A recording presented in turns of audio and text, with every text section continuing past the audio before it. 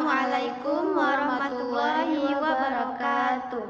Perkenalkan, nama saya Vina Bila Najwa dari Prodi PAI Unit 1. Dengan kesempatan ini saya ingin membuat tugas video UTS dengan mengkritik makalah kelompok 5 yang berjudul Tradisi Islam Lokal.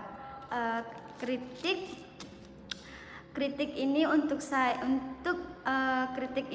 karya tulis saja, bukan untuk menilai pribadi penulis. Saya berharap semoga menjadi perbaikan dan menjadi pembelajaran bagi kita semua. Yang dimaksud tradisi Islam lokal adalah kebiasaan, adat istiadat, ritual atau cara hidup masyarakat setempat yang sudah berlangsung secara turun-menurun dan menggunakan nilai-nilai. Dan makalah ini juga ngebahas gimana Islam bisa menyatu dengan budaya daerah di Indonesia. Jadi Islam masuk ke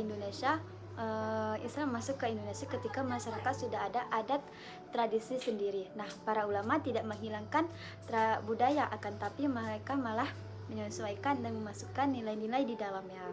Dan makalah ini juga menjelaskan Islam dan budaya itu saling berkaitan. Islam mengajarkan nilai agama seperti akhlak dan ibadah, sedangkan budaya jadi cara masyarakat untuk mengajarkan nilai-nilai itu ke dalam kehidupan mereka sehari-hari. Makanya itu Islam di Indonesia dikenal ramah, toleran, dan menghargai budaya lokal. Tradisi Islam lokal itu adalah kebiasaan atau adat masyarakat yang sudah dicampur sama ajaran Islam. Contohnya seperti kenduri, maulid Nabi, dan selamatan. Tetapi cara merayakan dan menjalankannya itu sesuai tradisi daerah masing-masing. Dan di makalah ini juga dijelaskan masuknya Islam ke Indonesia. Masuknya Islam ke Indonesia itu melewati jalur perdagangan Muslim dan datang dari daerah Timur Tengah dan India dan daerah lainnya. Mereka menyebarkan agama Islam dengan cara dakwahnya itu lembut lemah lembut dan menghargai budaya masyarakat, sehingga agama Islam mudah diterima oleh orang-orang Nusantara. Dan selanjutnya di makalah juga ada dijelaskan tentang menjelaskan nilai-nilai Islam yang ada di dalam tradisi lokal tersebut, seperti salah satunya nilai kebersamaan. Nilai kebersamaan, hampir semua tradisi dilakukan secara ramai-ramai dan bergotong royong. Jadi masyarakat bisa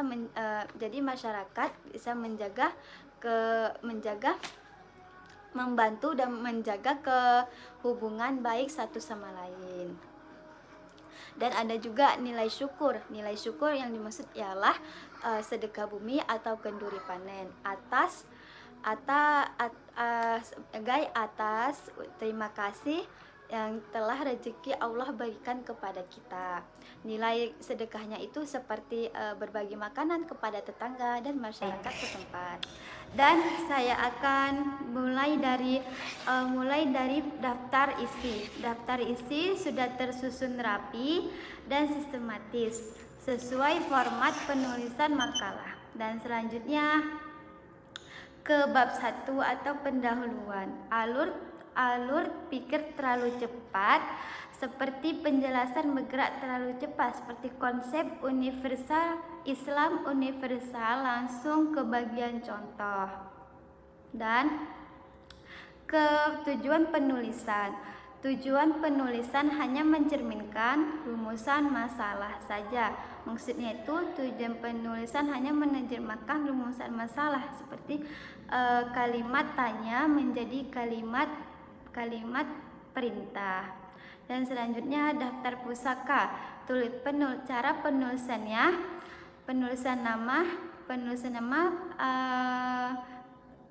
namanya konsisten, seperti cara penulisan tokoh, pengarang, nama.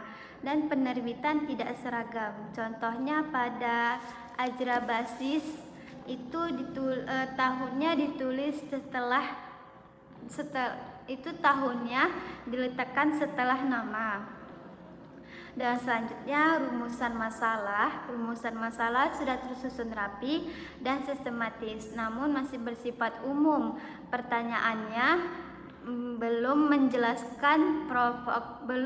menunjukkan fokus yang lebih spesifik dan mendalam. Selanjutnya adalah manfaat penulisan. Yang ditulis sudah relevan tetapi masih umum dan kurang spesifik. Penjelasannya itu belum menunjukkan manfaat yang lebih luas. Dan kita masuk ke pembahasan pengertian tradisi Islam lokal. Di sini saya akan mengkritik pengertian tradisi dalam lokal. Di penjelasan ini tentang pengertian tradisi sudah cukup jelas dan lengkap. Akan tetapi terlalu panjang dan berulang-ulang, akan lebih mudah dibuat ringkas dan singkat dan ditambah contoh supaya orang-orang mudah memahami materi ini. Dan selanjutnya di paragraf kedua menjelaskan tradisi secara ilmiah, tapi bahasanya sangat sulit dipahaminya karena terlalu formal. Selain itu, penjelasannya hampir sama dengan paragraf-paragraf sebelumnya. Di poin selanjutnya yaitu di poin integrasi Islam dalam kehidupan sosial. Dari paragraf ini sudah cukup jelas tapi masih terlalu umum. Namun di pembahasan ini disebutkan Islam memengaruhi kehidupan sosial, tapi tidak dijelaskan secara rinci. Maksudnya itu pengaruh dalam bidang apa saja. Maksud dari paragraf ini menjelaskan bahwa Islam tidak hanya sekedar agama yang dianut, akan tetapi juga ikut memengaruhi kehidupan masyarakat secara luas. Dan selanjutnya pembahasan yang menarik bagi saya ada di poin peran ulama dan wali songo dalam berdakwah, yaitu peran wali songo dengan perkembangan Islam di Indonesia semakin cepat karena para ulama dan wali songo menggunakan pendekatan budaya dalam dakwah. Selanjutnya pembahasan menarik yang kedua yaitu kita bisa melihat kalau setiap di daerah Indonesia itu punya tradisi Islam yang berbeda-beda walaupun agamanya sama. Tetapi cara menjalankan dan merayakannya itu sesuai daerah masing-masing. Kenapa bagian ini bisa dikatakan menarik? Karena tradisi Aceh menunjukkan kalau masyarakat tidak cuma menunjukkan agamanya, tetapi juga menjaga kebersamaannya. Contohnya seperti kenduri, makan bersama, atau maulid, makan bersama ketika merayakan hari kelahirannya Nabi Muhammad SAW. Dan saran yang bisa saya tambah untuk pembahasan ini adalah pembahasannya sudah bagus, akan tetapi dan akan lebih mudah kalau ditambah contoh yang dekat dengan kehidupan sehari-hari. Dan yang kedua, penjelasannya terlalu panjang di berbagai paragraf. Jadi lebih bagus dibuat singkat dan jelas agar semua orang dapat memahaminya. Dan yang ketiga, menarik jika ditambah gambar atau contoh tradisi yang ada sampai sekarang. Dan saya akan mengajukan tiga judul dari makalah yang saya bahas ini. Yang pertama adalah keberagaman tradisi Islam lokal di Indonesia. Yang kedua, nilai-nilai keislaman dan tradisi lokal masyarakat Indonesia. Yang ketiga, Islam Nusantara dan kearifan budaya lokal. Dan selanjutnya akan dijelaskan oleh teman saya. Saya Nurus Nadewi dari kelompok 9 akan membedah makalah teman saya dari kelompok 3 yang berjudul Islamisasi Nusantara.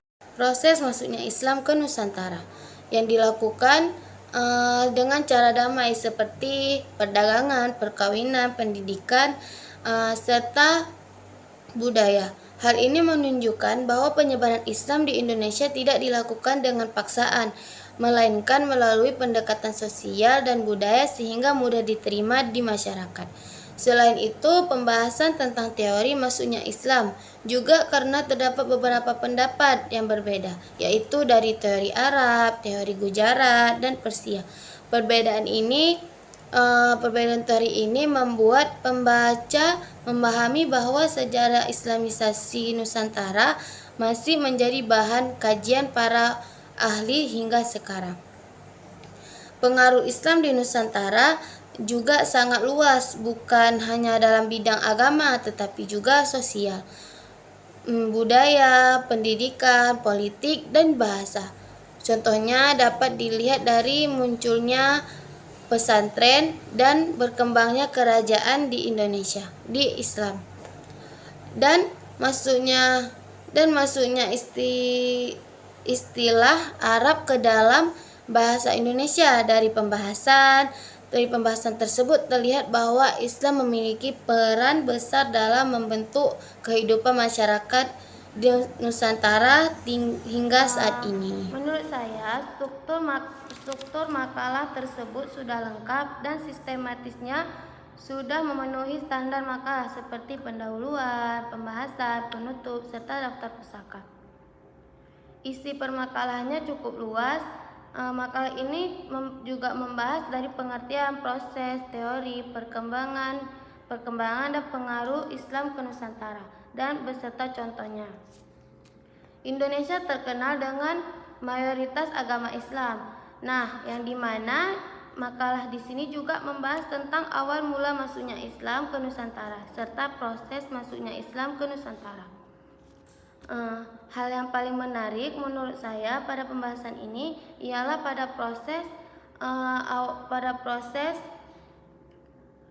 awalnya masuk Islam, yaitu melalui perdagangan internasional yang menghubungkan Timur Tengah, India, dan Tiongkok. Para pedagang Muslim tersebut memanfaatkan peluang untuk menyebarkan Islam secara menyeluruh ataupun merata di Nusantara. Selanjutnya melalui perkawinan, pendidikan, kesenian, bahkan ada juga dari jalur politik. Di sini juga ada dibahas beberapa teori yang ada di makalah ini. Yang pertama teori Gujarat, Persia, dan Arab. Di teori tersebut yang paling menarik yaitu menunjukkan bahwa sejarah itu tidak tunggal dan bisa dibahas dan bisa dijadikan bahan akademik.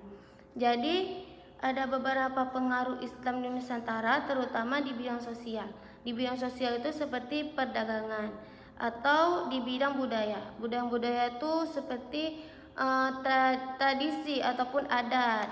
Kalau di sini contohnya kayak tarian gitu. Dan juga pendidikan. Pendidikan itu seperti pesantren. Baik, saya akan mengajukan 3 judul dari makalah tersebut. Yang pertama, proses masuknya Islam ke Nusantara, dan yang kedua, teori masuknya Islam ke Nusantara, yang ketiga, pengaruh dan perkembangan Islam di Nusantara.